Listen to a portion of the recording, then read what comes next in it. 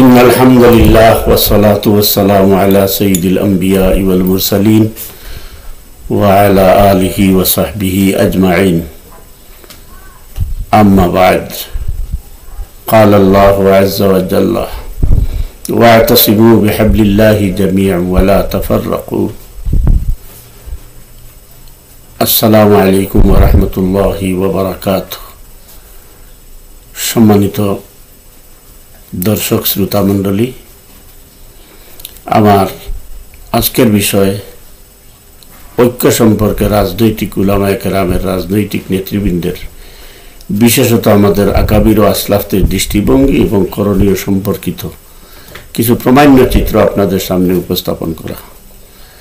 আমার এখানে বক্তব্য হচ্ছে পরিষ্কার যে আল্লাহ রাব্বুল আলামিন বলেছেন ওয়াতাসিমু বিহাবলিল্লাহ আই বিহাবলিল কোরআন। কোন মুফাসসিরিন কেরাম বলেছেন কোরআন সুন্নাহ, কোরআন এবং সুন্নাহর আলোকে আমাদেরকে ঐক্যবদ্ধ হতে হবে। ফেরকা থাকতে পারে, ইখতিলাফ থাকতে পারে, সিলসিলা থাকতে পারে, মযহব বিভিন্ন থাকতে পারে, এরপরেও আমাদের মধ্যে ঐক্য আছে। ঠিক সেভাবেই রাজনৈতিক ঐক্যটা ইখতিলাফকে ইখতিলাফের স্থানে রেখে যার যার মাযহাব, যার যার মাসলাক, যার যার সিলসিলা মানহাজ ঠিক রেখে রাজনৈতিক ইস্যুতে ঐক্য বিষয়ে আমাদের আকাবির ও আসলাফ সবসময় অত্যন্ত সচেতন এবং তৎপর ছিলেন। ব্রিটিশরাও আন্দোলনের সময় আমাদের উলামায়ে কেরাম ঐক্য করেছেন। পাকিস্তান শাসন আমলে পাকিস্তানি শাসক, শোষক, স্বৈরাচার গোষ্ঠীর বিরুদ্ধে সকল ইসলামী দল মিলিত হয়ে নির্বাচন করেছেন, আন্দোলন করেছেন, সংগ্রাম করেছেন। 1977 সালেও আমাদের এই দেশের উলামায়ে কেরাম ঐক্যবদ্ধ হয়েছিলেন আইডিয়াল করে, যার নেতৃত্বে ছিল খতিবে আজম রহমতুল্লাহি আলাইহির উপরে। এরপরেও আমাদের ঐক্য বজায় থেকেছে, রয়েছে, ছিল। অত্যন্ত দুর্ভাগ্যের বিষয় হলো বাংলাদেশ স্বাধীন হওয়ার পর 95% মুসলিম প্রধান দেশের সংবিধানে জাতীয়তাবাদ, ধর্মনিরপেক্ষতাবাদ, সমাজতন্ত্র এই তিনটি মতবাদকে সংবিধানে সংযুক্ত করা হয়। তিনটি মতবাদই হচ্ছে কুফরি মতবাদ। জাতীয়তাবাদ কুফরি মতবাদ, সেকুলারিজম কুফরি মতবাদ, কমিউনিজম কুফরি মতবাদ। 24 আগস্টের গণঅভ্যুত্থানের পরে গণঅভ্যুত্থানের মধ্য দিয়ে মূলত সংবিধান অচল হয়ে গেছে। এই বিষয়টি এ দেশের শীর্ষ উলামায়ে কেরাম, রাজনীতিবিদরা বুঝতে পারতেছেন, কিন্তু যারা ইসলামের মোকাবিলায় সেকুলারিজমকে, জাতীয়তাবাদকে, কমিউনিজমকে ইসলামের বিপক্ষ শক্তি হিসাবে দাঁড় করিয়ে রাখতে চায়, তারাই এই সংবিধান পরিবর্তন করতে চায় না। মূলত গণঅভ্যুত্থানের মধ্য দিয়ে অটোমেটিক এই সংবিধান কি হয়ে গেছে, অকার্যকর হয়ে গেছে। কিন্তু যারা কুফরি মতবাদে বিশ্বাসী তারা চায় না সংবিধানে হাত দিতে, কারণ এতে তারা যে কুফরি মতবাদের প্রচার করছে, কুফরি মতবাদ প্রতিষ্ঠার তরে যে এই দেশের মুসলমানদেরকে জাহান্নামমুখী করছে, এটা তারা চায় না। দুর্ভাগ্যজনক হলেও সত্য, এই দেশের প্রাচীনতম একটি রাজনৈতিক দল, এই দলের ইতিহাসে যত নেতৃত্ব ছিল সকলেই খুব বেশি কিছু করতে না পারলেও কুফরি মতবাদের পক্ষে এত সাফাই গাননি। বর্তমানে এই দলটি যেভাবে একটি কুফরি মতবাদের সাথে মিলিত হয়ে ইসলামী শক্তির বিভাজন সৃষ্টি করছে, সম্ভবত এই নেতৃত্বই এই দলটির কফিনের শেষ পেরাকটি ঠুকে দিতে চাচ্ছে।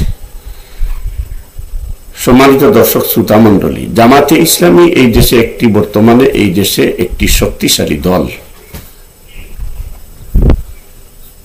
এই দলটি রাজনৈতিক দল। এই দলটিকে নিয়ে এই আমাদের প্রাচীনতম ইসলামী দলের নেতৃত্ব, কিছু নেতা, কিছু দায়িত্বশীল উলামায়ে কেরাম যে আনাড়িপনা বক্তব্য প্রদর্শন করেছেন, বক্তব্য দিয়ে যাচ্ছেন, যে মিথ্যা অসত্য প্রচার অপপ্রচার প্রপাগান্ডা চালিয়ে যাচ্ছেন, এতে এই দলেরই ক্ষতি হচ্ছে, কিন্তু যাদের বিরুদ্ধে অপপ্রচার চালানো হচ্ছে তারা ঠিকই এগিয়ে যাচ্ছেন। তো আমি সম্মানিত উলামায়ে কেরামের খেদমতে এটাই আবেদন করতে চাই, যেভাবে আল্লাহ রাব্বুল আলামিন বলেছেন ওয়াতাসিমু বিহাবলিল্লাহ, কোরআন সুন্নাহকে ঠিক রেখে, কোরআন সুন্নাহর মৌলিক বিষয় ঠিক রেখে আমাদের সৃষ্ট সিলসিলা, আমাদের সৃষ্ট মজহব, এইগুলার প্রয়োজন হয়তো আছে, এইগুলো তার ঠিক ঠিক জায়গা মতো থাকুক। আর ইস্যুভিত্তিক অর্থাৎ এই কুফরি মতবাদের সংবিধান এই দেশে চলবে না। এজন্য আমাদেরকে আন্দোলনের পথ বেছে নিতে হবে, সংগ্রামের পথ বেছে নিতে হবে, জেহাদের পথ বেছে নিতে হবে। আন্দোলন, সংগ্রাম, জেহাদ কিভাবে? আর যদি ইসলামী শক্তি ঐক্যবদ্ধ হয় তাহলে এই কুফরি মতবাদে বিশ্বাসী, কুফরি মতবাদ সম্মিলিত সংবিধান দিয়ে রাষ্ট্র পরিচালনার ক্ষমতা আর কারো থাকবে না। যেখানে এই বিষয়ে সবকটি রাজনৈতিক দল ঐক্যবদ্ধ মোটামুটি, সেখানে একটি দলের উল্টাপাল্টা কথাবার্তা তাদের নিজেদেরকেই সমাজের মধ্যে হাসির পাত্র হিসাবে পরিণত করছে। আমি এখানে আপনাদের সামনে তিনজন শীর্ষ উলামায়ে কেরামের, শীর্ষ ইসলামী রাজনীতিবিদের বক্তব্য তুলে ধরব। এই তিনজনের মধ্যে তিনজনই হচ্ছেন আমাদের কওমি আকাবির। এর মধ্যে একজন হচ্ছেন জমিয়তে উলামায়ে ইসলামের সদরে মুহতারাম জনাব মাওলানা উবাইদুল্লাহ ফারুক সাহেব, তার বক্তব্যের ভাষা, এবং আরেকজন কওমি মসলকের দলের শীর্ষ নেতা, এই দেশের জাতীয় রাজনীতিবিদদের মধ্যে একজন ক্লিন ইমেজের রাজনীতিবিদ ডক্টর আহমদ আব্দুল কাদির সাহেব হাফিজাহুল্লাহ। আমরা দীর্ঘদিন একসাথে আন্দোলন সংগ্রাম করেছি, আমার রাজনৈতিক সহযোদ্ধা ভাই।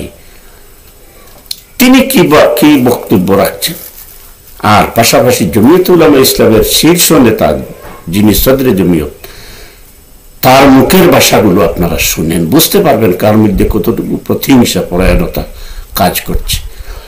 মূলত মাওলানা উবাইদুল্লাহ ফারুক সাহেবকে সিলেটে বলা হয় ডাকাইয়া শাইখুল হাদিস। এর ব্যাখ্যা আমি দিতে যাব না। আমি যতটুকু জানি তিনি রাজনৈতিকভাবে কোনো জ্ঞান রাখেন না, জাতীয় রাজনীতি, আন্তর্জাতিক রাজনীতি সম্পর্কে তার অবস্থান প্রাইমারি পর্যায়েও না। এরপরে এই দলটি কি কারণে তাকে শীর্ষ পদে সমাসীন করেছে সেটা তাদের দলের ব্যাপার, কিন্তু আমি একজন রাজনৈতিক বিশ্লেষক হিসাবে, কওমিকরণের একজন আলিম হিসাবে এটা বলতে পারি যে বর্তমান সময়ে জমিয়তুল উলামায়ে ইসলামের কফিনে শেষ পেরেকটি মারার জন্য মাওলানা উবাইদুল্লাহ ফারুক সাহেব যথেষ্ট। তিনি এবং বাবুনগরী যেভাবে একই সুরে একটি দলের বিরুদ্ধে মিথ্যা অপপ্রচার, মিথ্যা প্রপাগান্ডা চালিয়ে যাচ্ছেন, সেটা অত্যন্ত দুঃখজনক। আপনারা যারা জমিয়তের সাথে সম্পৃক্ত আছেন, যারা উবাইদুল্লাহ ফারুক সাহেবের সাথে ঘনিষ্ঠতা বজায় রেখে চলেন, যদি আপনারাও সেই তরিকায়, সেই পন্থী হন, তাহলে তো আর বলার কোনো অবকাশ নেই। কিন্তু সত্যিকার অর্থে যদি আপনাদের মধ্যে দেশপ্রেম, ইসলাম প্রেম, হক্কানিয়ত থেকে থাকে, তাহলে ওনাকে এই কথাটা জিজ্ঞেস করুন। উনি নিজে সিলেটের গোলাপগঞ্জ উপজেলার নিমাদলে একটি গরুয়া বাহাসে উনি নিজে স্বীকার করে গেলেন মাওলানা মওদুদী সাহেবের এইসব কথাবার্তা এবং লেখনী সম্পর্কে তার ইলম খুবই কম। যতটুকু শুনেছেন তাতে তিনি নিজেই বলেছেন আমি লজ্জিত। তার সাথে ছিলেন দিলওয়ার হোসেন সাইফি সাহেব, এবং বলে গেছিলেন যে আজ থেকে আমি আর মাওলানা মওদুদীর বিরুদ্ধে, জামাতে ইসলামের বিরুদ্ধে অপপ্রচার করব না, যেটা সঠিক হয় সেটাই বলবো। সেই কথাকে তিনি ভুলে গেছেন, তাও মানে নিলাম। কোন ফুরমানি বিষয়ে বিচক্ষণ আলিম যারা, বিজ্ঞ আলিম যারা, তাদের হয়তো মতানৈক্য থাকতে পারে। আমি যতটুকু জেনেছি, যতটুকু বুঝেছি, যে আমরা যতটুকু প্রচার অপপ্রচার করেছি, ততটুকুর সাথে মাওলানা মওদুদীর এবং জামাতে ইসলামের ন্যূনতম সম্পর্ক নেই। কিন্তু এরপরেও এটা আমি বলি, নিঃসংকোচভাবে বলতে পারি, তীক্ষ্ণ বুদ্ধিমান যারা, তীক্ষ্ণ গভীর জ্ঞানের অধিকারী যারা, তাদের দৃষ্টিতে হয়তো কোনো ভুল ভ্রান্তি মাওলানা মওদুদীর বা জামাতে ইসলামীর থাকতে পারে। জামাতে ইসলামীর তো হবেই। আমিও বলি এটা একটি রাজনৈতিক দল, এটা মানুষের পরিচালিত রাজনৈতিক দল। কোনো ফিরিস্তা এটাকে নিয়ন্ত্রণ করেন না, কোনো ফিরিস্তা এটাকে নেতৃত্ব দেন না। মানুষের নেতৃত্বে পরিচালিত দল জামাতে ইসলামী। ভুল হতে পারে, আছে, অনেক ভুল আছে, এগুলো তো তাদের দলের দায়িত্বশীল যারা তারা সংশোধন করবেন। তো আপনি যে অহরহ একটি দলের বিরুদ্ধে নোংরা ভাষায়, অশালীন ভাষায়, রাজনৈতিক শিষ্টাচার বহির্ভূত ভাষায় আক্রমণাত্মকভাবে গালিগালাজ করছেন, ইসলামকে বিভাজন করে ফেলছেন, 1941 সালের ইসলাম বলে, আপনি মদিনার ইসলাম বলে, এসব তো নোংরামি কথাবার্তা, এসব অসত্য কথাবার্তা, এসব তথ্যহীন ভিত্তিহীন কথাবার্তা। একটি দলের শীর্ষ নেতার জন্য এসব মানায় না। আমার ওবায়দুল্লাহ ফারুক ভাইকে বলবো, আপনার পারিবারিক বিষয়ে আমাদের এখানে তুলার কিছু নেই, কাটাকাটি করার কোনো অবকাশ নেই, কিন্তু আপনি ভুলে গেলে চলবে না। আমরা যখন রাজনীতির মাঠে ছিলাম, আপনি তখন ব্যবসা বাণিজ্য নিয়ে কোন ব্যবসা করতেন এটা সিলেটবাসী জানে, দেশবাসী জানে। আপনি তখন রাজনীতির মাঠেও ছিলেন না, আন্দোলন সংগ্রামের মাঠেও ছিলেন না। এটা বলছি না যে আপনি আমাদের চেয়ে ছোট, আমি বলতে চাইছি সেটা যে পারিপার্শ্বিক কারণে আপনি তখন বিদেশে ছিলেন, ব্যবসা বাণিজ্যে ছিলেন, ইলমি খেদমতে ছিলেন, ময়দানি আন্দোলনে খুব কম ছিলেন। এসব জানা সত্ত্বেও যদি আপনি একটি প্রতিষ্ঠিত দলের বিরুদ্ধে আপনি এইভাবে নোংরা ভাষায় কথাবার্তা বলেন, আপনি কি কোনোদিন অধ্যাপক গোলাম আজম সাহেবের সাথে বসার আমন্ত্রণ নিয়ে, বহসের আমন্ত্রণ নিয়ে গিয়েছিলেন? যাননি। আপনি কি কোনোদিন মৌলানা মতিউর রহমান সাহেবের কাছে বাহাসের জন্য গিয়েছিলেন? যাননি। আপনি কি কোনোদিন আল্লামা দিলওয়ার হোসেন সাইদি রহমতুল্লাহ আলাইহির কাছে বাহাসের মুবাহাসার বিষয় নিয়ে, প্রস্তাব নিয়ে গিয়েছিলেন? যাননি। আমরা গিয়েছি, আমি গিয়েছি, আমার সাথে যারা ছিলেন তারা এখনো হায়াতে আছেন। তখন মৌলানা মতিউর রহমান নিজামী সাহেব, অধ্যাপক গোলাম আজম রহমতুল্লাহ আলাইহি, আল্লামা দিলওয়ার হোসেন রহমতুল্লাহ আলাইহি যে জবাব দিয়েছিলেন, আজকের জামায়াতের আমির মোহতারাম ডাক্তার শফিকুর রহমান সাহেব ঠিক একই কথা বলেছেন।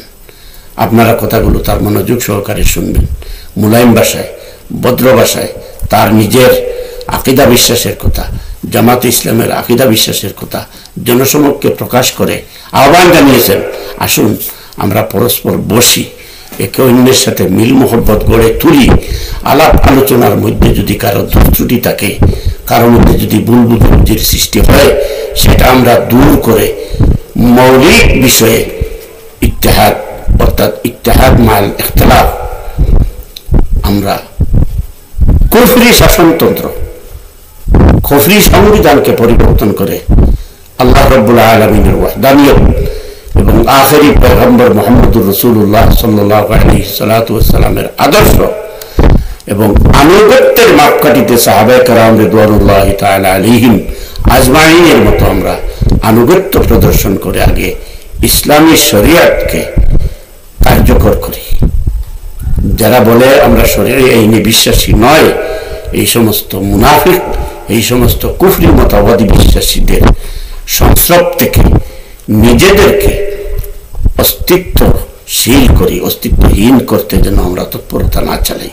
শুনুন, এবার আমি প্রথমে আপনাদের সামনে ডক্টর আহমদ আব্দুল কাদির সাহেবের ছোট্ট একটি ক্লিপ আপনাদের সামনে উপস্থাপন করি, যেখানে তিনি অত্যন্ত কড়া বার্তা দিয়েছেন যে যারা ইসলামী শক্তির মধ্যে বিভাজন সৃষ্টি করে তাদেরকে উলামায়ে দেওবন্দের জন্য উচিত বয়কট করা, আমাদের আকাবির ও আসলাফের চিন্তা চেতনা আদর্শকে সমুন্নত রাখতে তাদেরকে বয়কট করা অপরিহার্য।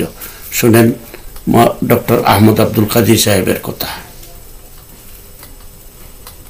আগামী 6 মাস পরে নির্বাচন হবে। এই নির্বাচনে উলামায়ে কেরাম, দিনদার লোকেরা ঐক্যবদ্ধ লড়াই করবেন।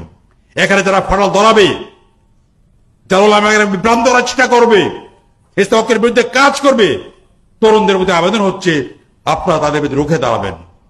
কারণ উলামায়ে কেরামকে ঐক্যবদ্ধ রাখতে পারলে আমাদের সেকুলার পন্থীদের সাম্রাজ্যবাদের চক্রান্তি হচ্ছে উলামায়ে কেরাম বিভেদ তৈরি করা, একে অন্যের বিরুদ্ধে সংঘাত লাগিয়ে দেওয়ার ব্যবস্থা করা। বারবার করা হয়েছে, সর্বযুগে করা হয়েছে। আমরা এটা করতে পারি না। সম্মানিত দর্শক শ্রোতা মণ্ডলী, আপনারা তো শুনলেন ডক্টর আহমদ আব্দুল কাদির ভাইয়ের কথা। আমি তার সাথে 100% সহমত যে এভাবে আর সোজা আঙ্গুলে গিয়ে উঠবে না। আমাদের আকাবিরে দেওবন্দকেই আঙ্গুল বাঁকা করতে হবে। যারা ইসলামী শক্তির বিভাজনে তাগুতি শক্তির পক্ষে দালালি করছেন, সাফাই গেছেন, তাদেরকে আমাদেরকে বয়কট করতে হবে। এবার আমি আপনাদেরকে আমাদের সদরে জমিয়ত ডাকাইয়া শাইখুল হাদিস হযরত মাওলানা উবাইদুল্লাহ ফারুক সাহেবের কথাগুলো শোনাচ্ছি, আপনারা শুনেন মনোযোগ সহকারে। তার ভাষা, তার শব্দচয়ন থেকে আপনারা নিজেরাই বুঝে নেন যে এটা কি একজন মার্জিত ব্যবহারের অধিকারী মানুষের আহ্বান, এটা কি দিনের দাওয়াত, নাকি একটি ইসলামী শক্তিকে সমাজে হেয় প্রতিপন্ন করার জন্য নোংরা ভাষা, অশালীন রাজনৈতিক শিষ্টাচার বহির্ভূত ভাষা, সেটা আপনারাই নির্ণয় করবেন। আপনি শুনেন। জামাত শিবির ছাড়া এই পৃথিবীতে আপনার সহি কোনো মুসলমান নাই, কারণ ওনাদের কলমার মানাই জানা নাই, ওনাদের কলমা দিতে। আর নবীদের নামই পাওয়া যায় 25-26 দলের। এখানে লক্ষাধিক আম্বিয়া কেরামকে আল্লাহ প্রোগ্রাম করে গুনাহ করাইছেন, এই কথাটা উনি জানিয়েছেন। আপনারা দেখতেছেন পট পরিবর্তনের পরে 1941 সনে এক ইসলাম নামী জানদারের আপনার জন্ম হয়েছিল। মওদুদী সাহেব তার প্রবর্তক জন্ম দিয়েছিলেন। আজকে এই স্লোগান চতুর্দিকে উঠতেছে। 1941 ইসলাম প্রতিষ্ঠা করার জন্য সবাইকে ঐক্য করতে হবে।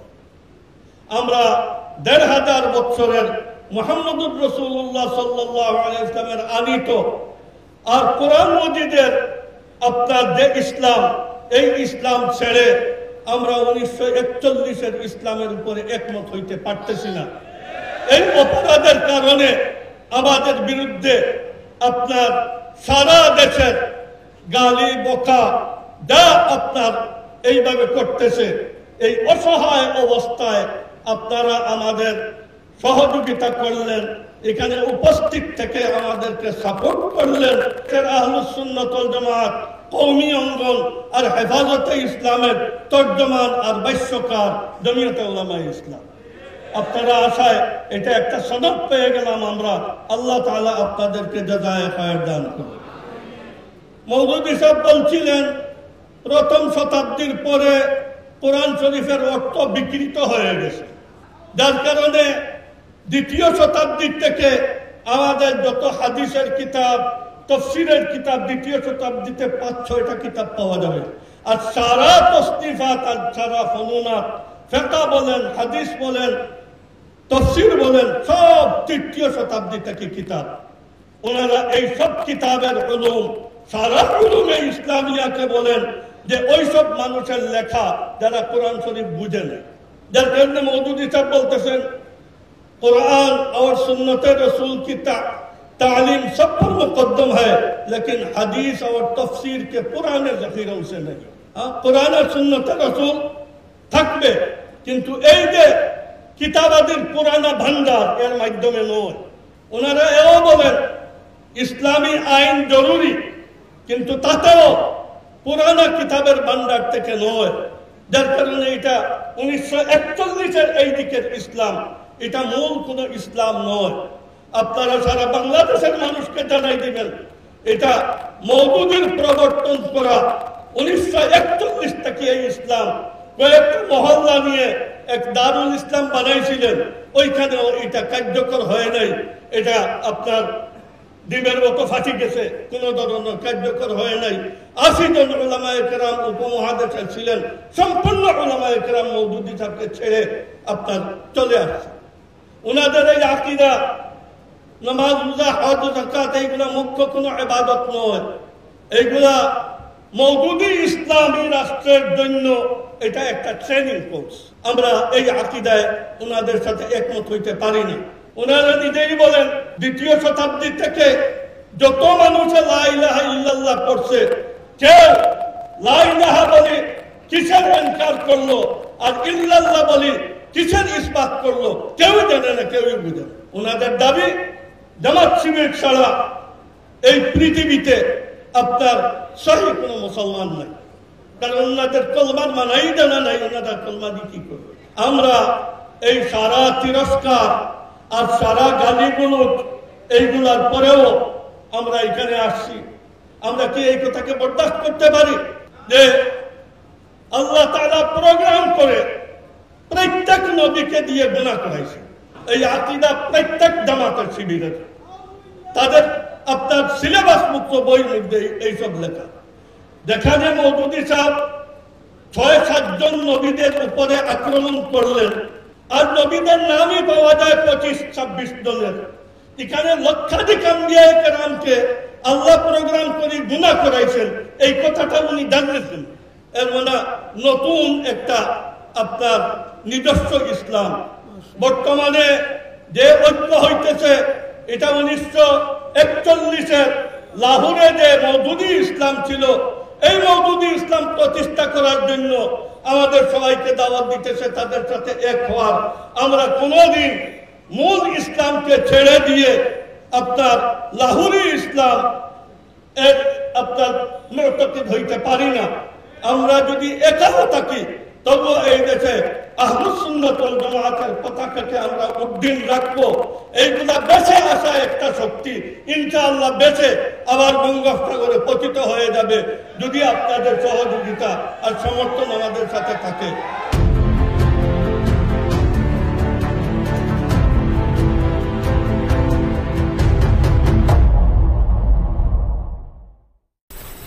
এবার আমি আপনাদের সামনে উপস্থাপন করব বর্তমান আমিরে জামাত মুহতারাম ডাক্তার শফিকুর রহমান সাহেবের আহ্বান সম্বলিত, ঐতিহাসিক আহ্বান সম্বলিত সেই বক্তব্যটি, যেখানে তিনি তার নিজের আকীদা অর্থাৎ মূলত তিনি জামাতে ইসলামের আকীদা, মাওলানা মওদুদী রহমতুল্লাহ আলাইহির আকীদার স্পষ্ট একটা ব্যাখ্যা সেখানে দিয়েছেন। তিনি সুস্পষ্ট বলেছেন, আগে দেখুন আমার আকীদা কি, এবং তার সবগুলো আকীদাই হচ্ছে আহলুস সুন্নাত ওয়াল জামাতের আকীদা। সেটা কি? আমাদেরকে প্রথমে কি করতে হবে? কোরআন, রসুলের আদর্শ, কোরআনের আইন অর্থাৎ আল্লাহর আইন এবং রসুল পাক সাল্লাল্লাহু আলাইহি সাল্লাতু ওয়াসসালামের আদর্শকে মেনে চলতে হবে, এবং এই মানার, এই আনুগত্যের সবকটি আমাদেরকে সাহাবায়ে কেরাম রিদওয়ানুল্লাহি তাআলা আলাইহিম আজমাইনের কাছ থেকে নিতে হবে। এই তিনের সমন্বয় হচ্ছে শরিয়াত, এবং এই তিনটি বিষয়ে তিনার অর্থাৎ জামাতে ইসলামের এবং মাওলানা মওদুদী রহমতুল্লাহ আলাইহির আকীদা সুস্পষ্ট হয়ে গেছে। এবং এটা নতুন নয়, এটা জামাতে ইসলামের সম্ভবত লিখিত কিতাবাদিতেও আছে, গঠনতন্ত্রেও আছে। আমরা এতদিন যেগুলো করে আসছি, করছি, সেগুলো যে মিথ্যা, ডাহা মিথ্যা, ভিত্তিহীন, তথ্যহীন, তহমতারূপ অপবাদ, সেটা একবার নয় বারবার প্রমাণিত হয়ে গেছে। সর্বশেষ 2008 সালে আফতাব সরণিকা মামলায় সেটা প্রমাণিত হয়ে গেছে যে যা বলা হচ্ছে মওদুদী সম্পর্কে, জামাতে ইসলাম সম্পর্কে, এগুলো ভিত্তিহীন, অপপ্রচার, তহমতারূপ মাত্র। তারপরেও ডাক্তার শফিকুর রহমান সাহেব তার নিজের এবং নিজের আকীদার মধ্য দিয়ে তিনি তার দলের এবং মাওলানা মওদুদী রহমতুল্লাহ আলাইহি আকীদা বিষয়ে যে শিক্ষা দিয়ে গেছেন সেই শিক্ষাটি তুলে ধরেছেন। আমি তার কথার সাথে 100% একমত। এই কথাই আমাদেরকে আমাদের আকাবির ও আসলাফ আল্লাহ রসুল সাল্লাল্লাহু আলাইহি সাল্লাতু ওয়াসসালামের আদর্শ থেকে, আল্লাহর কোরআন থেকে নির্যাস বের করে আমাদের সামনে তুলে দিয়ে গেছেন।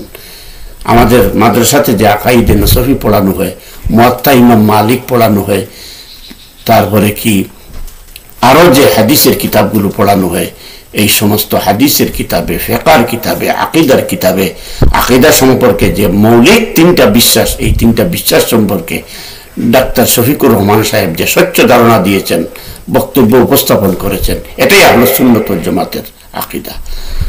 তাহলে কেন মিথ্যা, অসত্য, বিভ্রান্তিকর তথ্য উপস্থাপন করে ইসলামী শক্তিকে বিভাজনের মিশনে উবাইদুল্লাহ ফারুক সাহেব এবং মহিবুল্লাহ বাবুনগরী সাহেব নেমেছেন? যিনি বলেন 200 বছর আওয়ামী লীগ ক্ষমতায় থাকলেও আমাদের কোনো অসুবিধা নেই, কাদিয়ানীদের চাইতেও নিকৃষ্ট বলেছেন জামাতে ইসলামীকে, তাহলে তিনি কাদিয়ানী সম্পর্কে কতটুকু জেনেছেন? মুহিবুল্লাহ বাবুনগরী সাহেবের এইসব কথা এবং এই কথার সুর মিলিয়ে উবায়দুল্লাহ ফারুক সাহেব যে কথাবার্তা বলছেন এবং আরো যারা বলছেন, তারা কি করতেছেন সেটা হয়তো এখনো তারা অনুভব করতে পারেননি। তাই আমিও ডক্টর আহমদ আব্দুল কাদির ভাইয়ের সাথে সুর মিলিয়ে বলতে চাই, এই সমস্ত বিভাজন সৃষ্টিকারী, ফিতনা সৃষ্টিকারী রাজনৈতিক নেতা উলামায়ে কেরামদেরকে আমাদের গণনার থেকেই তাদেরকে বয়কট করতে হবে। আমরা যখন বয়কট করব তখন জাতি তাদের আসল চরিত্র, তাদেরই মুখোশ উন্মোচন জাতি করে ফেলবে। শুনেন উবায়দুল্লাহ ফারুক হাফিজাহুল্লাহ তাআলা আনহুর বক্তব্যটি, ডাক্তার শফিকুর রহমান সাহেবের বক্তব্যটি কি? আগে ছিল উবায়দুল্লাহ ফারুক সাহেবের কথা, এখন শুনুন আপনারা ডাক্তার শফিকুর রহমান সাহেবের মার্জিত ভাষায় আহ্বান এবং তার আকীদার উপস্থাপনটি। আমাদের বিরোধী মহলে অনেকে বলেন যে জামাতের আকীদা ঠিক নাই, একটু ব্যাখ্যা করলে উপকৃত হব। আচ্ছা, আমি আমার আকীদাটা আগে বলি। আমার আকীদা হচ্ছে আমার আল্লাহ ওয়াহেদ, তার সমস্ত জাত এবং সিফাতের দিক থেকে তার কোনো শরীক নেই, তিনি লা শরীক। আমার আকীদা হচ্ছে আমার আল্লাহ তাআলার পক্ষ থেকে মানব সৃষ্টির ইতিহাসের সূচনায় আল্লাহ কিছু বান্দাকে নির্বাচিত করেছেন তার নবী এবং পয়গাম্বর হিসেবে। প্রথম নবী হচ্ছেন হযরত আদম আলাইহিস সালাম, শেষ নবী হচ্ছেন মুহাম্মদুর রাসূলুল্লাহ সাল্লাল্লাহু আলাইহি ওয়াসাল্লাম। তারা সকলেই ছিলেন মানবতার উস্তাদ। আমার আকীদা হচ্ছে এই সমস্ত নবী পয়গাম্বরগণ সরাসরি আল্লাহর ওহী দ্বারা নিয়ন্ত্রিত এবং পরিচালিত ছিলেন। অতীতের ওহীগুলা অবিকল এখন বিদ্যমান নেই, বিদ্যমান আছে আল্লাহর দেওয়া পূর্ণাঙ্গ হেদায়েতের কিতাব আল কোরআন। এটি আমার আকীদা। আমার আকীদা হচ্ছে যে আল্লাহ তাআলার আনুগত্যের সর্বোত্তম নমুনা হচ্ছেন মুহাম্মদুর রাসূলুল্লাহ সাল্লাল্লাহু আলাইহি ওয়াসাল্লাম। আমার আকীদা হচ্ছে মহান আল্লাহ তাআলা এবং তার হাবিবের আনুগত্যের সর্বোত্তম নমুনা হচ্ছেন সাহাবায়ে কেরাম রিদওয়ানুল্লাহি তাআলা আলাইহিম আজমাইন। ভাই, আমার আকীদায় দোষ থাকলে চিঠি লিখে একটু আমারে জানিয়ে দিন। আমার জানা মতো আমাদের সহকর্মীদের আকীদাই থেকে রিসেন্টলি এরকম একটা দিনী সংগঠনের সাথে বসেছিলাম, তো তারা একটু বিনয়ের সাথেই বললেন যে এই সমস্ত বিষয়ে টুকটাক একটু কথাবার্তা আছে। তো যখন বললাম, বলে যে এগুলো তো আমরাও জানি। আমি বললাম, ভাই আপনারা জানবেন কিভাবে? আমাদেরকে আপনাদেরকে তো একসাথে বসতে দেওয়া হয়নি রে ভাই। আমরা যদি বসতে পারতাম, যত বসতাম ততই একে অন্যকে আমরা বুঝতে পারতাম, ততই ভালোবাসা বেড়ে যেত, ভুল বুঝাবুঝি দূর হয়ে যেত। আমাদের এই বসা ভালোবাসা যত বাড়বে ইনশাআল্লাহ দিনের ক্ষেত্রে কোনো ভুল বুঝাবুঝি থাকবে না। তো একজন আবেগের আতিশয্যে বলে ফেললো, তাইলে আগামী 8 তারিখের মহাসমাবেশে এই কথাগুলো বলে দেন। আমি বললাম, না, এটা মহাসমাবেশের সাবজেক্ট না। মহাসমাবেশে জনগণ আসবে, এখানে জাতীয় নেতৃবৃন্দ এবং উলামায়ে কেরামের মুখের কথা শুনতে। তারা আগামী দিনের জাতিকে কি নির্দেশনা দিচ্ছে। বরঞ্চ আপনারা একটা বড় এই ধরনের মেহমানদারির আয়োজন করেন, সেখানে বিশিষ্ট উলামায়ে কেরাম সকল মহলের থাকবেন। আমরা ইনশাল্লাহ হাজির হয়ে যাব যদি আপনাদের দাওয়াত পাই। সেই দাওয়াতে এই কথাগুলো আমরা মন খুলে আলোচনা করব। তখন আর আশা করি কোন ভুল বুঝাবুঝি আমাদের থাকবে না। আমরা আমাদের আকীদা সম্পর্কে আলহামদুলিল্লাহ আস্থাশীল যে আমাদের আকীদা আল্লাহ তাআলার মেহেরবানিতে আল্লাহ যেমনটা চান তেমনই আছে আলহামদুলিল্লাহ। সম্মানিত দর্শক শ্রোতা মণ্ডলী, আপনারা শুনলেন আমিরে জামাত মোহতারাম ডাক্তার শফিকুর রহমান সাহেবের কথা। এবার আমি আপনাদের সামনে শেষ ভিডিও ক্লিপটি উপস্থাপন করছি খেলাফত মজলিসের আরেকজন শীর্ষ নেতা, যিনি আমাদের আকাবিরে দেওবন্দের, আমাদের আকাবির ও আসলাফদের ঐক্য বিষয়ক সচেতনতা এবং সক্রিয়তা, কর্মতৎপরতা এবং বিচক্ষণতার ধারাবাহিকতার যে ফিরিস্তি দিয়েছেন, যে অতীতে সময়ের প্রয়োজনে, সময়ের অনিবার্যতায় এবং ইসলামের পতাকাকে উড্ডীন রাখার স্বার্থে, সমুন্নত রাখার স্বার্থে সকল ইসলামী দল মিলে কিভাবে আন্দোলন সংগ্রাম করেছেন, নির্বাচনও একটি আন্দোলন, নির্বাচনও একটি জেহাদের অংশ হিসেবে গ্রহণ করে তাদের বিরুদ্ধে, বাতিলের বিরুদ্ধে কিভাবে ঐক্য প্রচেষ্টা অব্যাহত রেখেছিলেন তার একটি নমুনা আপনারা এই ভিডিও থেকে শুনুন। আমি এই হযরতকে মোবারকবাদ জানাই, অত্যন্ত সাবলীল ভাষায় তিনি ঐক্যের বিষয়টি তুলে ধরেছেন। আমি তার সাথে একমত এবং উলামায়ে কেরামের খেদমতে করজোড়ে নিবেদন করব, এখনো সময় আছে, নির্বাচনের 6 মাস বাকি আছে। এই 6 মাসের ভিতরে যদি ইসলামী শক্তি ঐক্যবদ্ধ হতে পারে তাহলে বাতিল নির্বাচনে আসা দূরের কথা, নির্বাচনের আগেই তারা লেজ গুটিয়ে পালিয়ে যেতে বাধ্য হবে। আর এই দেশের সংবিধানে থাকবে আল্লাহর সার্বভৌমত্ব, একমাত্র আল্লাহ রাব্বুল আলামিনের শরিয়া আইনের বিরুদ্ধে এই দেশে কোনো আইন চলবে না। সংবিধান থেকে কুফরি মতবাদ, জাতীয়তাবাদ, কুফরি মতবাদ, ধর্মনিরপেক্ষতাবাদ, কুফরি মতবাদ, সমাজতান্ত্রিক মতবাদ এই দেশের সংবিধান থেকে মুছে ফেলা হবে ইনশাআল্লাহ। শুনুন তার ভিডিও ক্লিপটি আপনারা। শিয়াদের সাথে করেছেন, আহলে হাদিসদের সাথে করেছেন, তাহলে তালেবানরা যদি ইমারতি ইসলামিয়া প্রতিষ্ঠার জন্য সমস্ত মাযহাবী গ্রুপদের সাথে ইত্তেহাদ করতে পারে, বাংলাদেশে একটি ইসলামী রাষ্ট্র প্রতিষ্ঠার জন্য এতগুলো উলামায়ে কেরাম থাকতে আমাদের মধ্যে যদি সেই রকম কোনো বিভেদ থাকে, আমাদের পক্ষে রাষ্ট্র পরিচালনা করা সম্ভব হবে। 1977 সালে খতিব আজমের নেতৃত্বে আইডিএল গঠিত হয়েছে, জামাত ইসলামী, খেলাফত রব্বানী, অন্যান্য ইসলামী দল মিলে। খতিব আজম সাহেব রহমতুল্লাহ যখন পটিয়া মাদ্রাসায় গেলেন, সুলতান জোগ সাহেব হুজুর এখনো বেঁচে আছে, মুফতি শরফুদ্দিন জিয়া সাহেব আছে, ওনারা জিজ্ঞেস করলেন, হুজুর আপনি এটা কি করলেন? জামাত ইসলামীর সাথে আমাদের আকীদার পার্থক্য, বেরলভীদের সাথে আমাদের আকীদার পার্থক্য, ওদের সাথে আমরা কেমনে মিলবো? আপনি জোগাড় খিচুড়ি কি ইসলাম করলেন? হযরত খতিব আজম সাহেব রহমতুল্লাহ আলাইহি কি বললেন? তোমাদেরকে এখানে জবাব দেওয়ার দরকার নাই, সবাই মসজিদে আসো। ছাত্র শিক্ষক সবাই পটিয়া মাদ্রাসায় গেলেন, মসজিদে গেলেন। উনি পটিয়ার শেখুল হাদিস নিজাম ইসলাম পার্টির সভাপতি, তিনি কয়েকটা কথা বলছেন। সবাই তোমরা বলো, বেরলভীরা, আহলে হাদিসরা এবং জামাত ইসলামী মওদুদির দল, তাদের সাথে আমাদের সুদ যে হারাম, এ নিয়ে কোনো ইখতিলাফ আছে? ইসলামী রাষ্ট্র ব্যবস্থা প্রতিষ্ঠা করা ফরজ, এ নিয়ে কোনো ইখতিলাফ আছে? ইসলামী অর্থনীতি, সুদবিহীন অর্থনীতি কায়েম করা যে আমাদের উপর ফরজ, এটা নিয়ে ইখতিলাফ আছে? পররাষ্ট্র নীতি নিয়ে ইখতিলাফ আছে? বিচার ব্যবস্থা নিয়ে কোনো ইখতিলাফ আছে? ইখতিলাফ কি? ফরই। তো এই ইখতিলাফ যদি না থাকে, ইসলামী রাষ্ট্র ব্যবস্থার ইখতিলাফ নাই, সুদবিহীন অর্থনীতিতে ইখতিলাফ নাই, অন্যান্য ব্যবস্থাপনায় ইখতিলাফ নাই, তো ইখতিলাফের জায়গাগুলো আমরা যেখানে নাই সেখানে এক হয়েছে। ওদের আকীদা ওদের, আমাদের আকীদা আমাদের। আমরা ঐক্যবদ্ধভাবে কি করব? কই তোমরা দেখো, যদি দেওবন্দীরা ইসলাম কায়েম করি, দেশের দেওবন্দীদের হাতে যদি রাষ্ট্র পরিচালনার ক্ষমতায় আসে, তাহলে তোমরা মনে করো আমরা 100% ইসলাম কায়েম করব। যদি মওদুদের দল ক্ষমতায় আসে, তাহলে 80% ইসলাম কায়েম করবে। আহলে হাদিস আসলে 60% করবে, বেরলভীরা করলে 50% করবে। যদি কেউ না করি, কেউ না আসে, তাহলে 50% আসবে না, 60% আসবে না, 80% আসবে না, 100% আসবে না। কোনটা লাভ? আশা লাভ না না আশা লাভ? তো আসতে হলে বেরলভী, দেওবন্দি, আহলে হাদিস, মওদুদি সবাইকে আপনার আপনার জায়গায় ইখতিলাফ রেখে, আকীদা ঠিক রেখে আমরা নির্বাচনী ঐক্যবদ্ধ হব। যদি নির্বাচনী ঐক্যবদ্ধ হয়ে একটা ব্যালট বক্স হয়, আগামী দিনে আল্লাহর কসম করে বলি, আগামী দিনে ইসলামের সম্ভাবনা, রাষ্ট্র ক্ষমতায় মুসলমানরা যাবে, আলেমরাই যাবে ইনশাআল্লাহ। আজকে যারা আমাদের উপর নির্যাতন নিপীড়ন চালিয়েছে, যারা ফ্যাসিস্ট জালেম এই দেশের ক্ষমতার মস্তদে থেকে দেশটাকে ভঙ্গুর রাষ্ট্রে পরিণত করেছে, দেশের অর্থনীতিকে ধ্বংস করে দিয়েছে, এই জালেম স্বৈরাচারী যারা জুলুম করেছে, তারা জুলুমের কারণে, অন্যায় জালেম হওয়ার কারণে, অন্যায় করার কারণে তারাই দেশে রাজনীতি করার অধিকার রাখেন। তাহলে রাজনীতি কারা করবেন? মজলুমরাই করবেন। সুতরাং মজলুমদেরকে এক কাতারে আসতে হবে। আমি আপনাদের কাছ থেকে জিজ্ঞেস করতে চাই, সময় কম, সমস্ত মজলুমিন আজকে বাংলাদেশের মানুষ, আওয়ামী লীগ এবং আওয়ামী লীগের দোসররা ছাড়া সবাই মজলুম।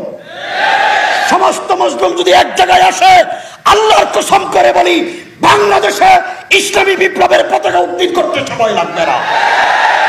এই জন্য আমাদেরকে ত্যাগ স্বীকার করতে হবে। ফেসবুকে একে অপরের বিরুদ্ধে লেখালেখি বন্ধ করতে হবে। ফেসবুক একটা হলো শয়তানের রাখা, লেখা নাই পড়া নাই, আমাদের ছোট ছোট ভাইয়েরা বড়দের বিরুদ্ধে কথা বলে। এই নীতি বন্ধ করতে হবে। সমস্ত আলেমদের খেদমতে আরজ করব, ছোটখাটো ইখতিলাফ বাদ দিয়ে আমরা ঐক্যবদ্ধ হই, আল্লাহ আমাদের বিজয় দান করবেন।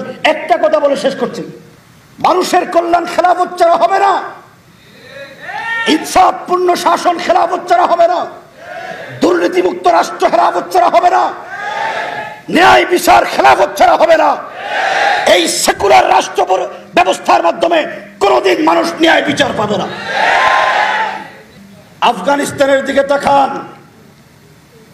আমাদের দেশে যেমন বেরলভি আছে, মাজার ফুজারি আছে, আহলে হাদিস আছে, আমাদের দেশে তো শিয়ার প্রাধান্য নাই, আফগানিস্তানে কিন্তু শিয়া আছে 4 ফিরকা এবং শিখ আছে।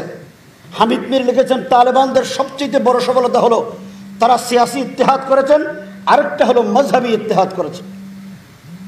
যার যার মজহাব আকীদা তার সাথে রাষ্ট্র পরিচালনার ক্ষেত্রে কোনো মজহাবের পার্থক্য থাকবে না।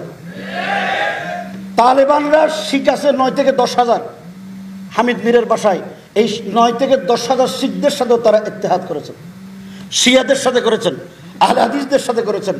তাহলে তালেবানরা যদি ইমারতি ইসলামিয়া প্রতিষ্ঠার জন্য সমস্ত মাযহাবী গ্রুপদের সাথে ইত্তেহাদ করতে পারে, বাংলাদেশে একটি ইসলামী রাষ্ট্র প্রতিষ্ঠার জন্য এতগুলো উলামা ইকরাম থাকতে আমাদের মধ্যে যদি সেই রকম কোনো বিভেদ থাকে, আমাদের পক্ষে রাষ্ট্র পরিচালনা করা সম্ভব হবে। যদি আমরা ঐক্যবদ্ধ হতে না পারি, রাজনৈতিক ঐক্য এবং মাযহাবী ঐক্য যদি সৃষ্টি করতে না পারি, এই দেশের উলামা ইকরাম দিনের পর দিন জুলুমের শিকার হবেন, নির্যাতনের শিকার হবেন, হয়রানির শিকার হবেন, আমাদের বাইরে রক্ত দিবে এবং বামপন্থী সেকুলার পন্থীরা এসে আমাদের উপর মাতবরি করবে। এই সুযোগ আর দেওয়া যাবে না। এইখানে নওজোয়ান ভাইয়েরা আছেন, ওলামা ইকরাম, রিজাউল করিম আবরার ভাই আছেন, মুফতি ফখরুল ইসলাম ভাই, আপনাদের খেদমতে আরজ করব, মুরব্বিয়ানে কেরাম ডিসিশন নিতে সময় লাগে, বাস্তবতা হলো তাই। মুরব্বীদের সরে সদর হইতে সময় লাগে। আমরা মুরব্বীদেরকে মাথার উপর রাখি, সম্মান করব, সম্মানের জায়গায় রেখে আগামী দিনে বাংলাদেশকে সাজাবার জন্য, নতুন রাষ্ট্র করার জন্য আমাদেরকে ভূমিকা রাখতে হবে। সমস্ত বিভেদের দেওয়াল ভেঙে দিতে হবে। জাতিকে ঐক্যবদ্ধ করার জন্য নওজোয়ান উলামা ইকরাম, মাওলানা বাবর লোক সহ এগিয়ে যেতে হবে।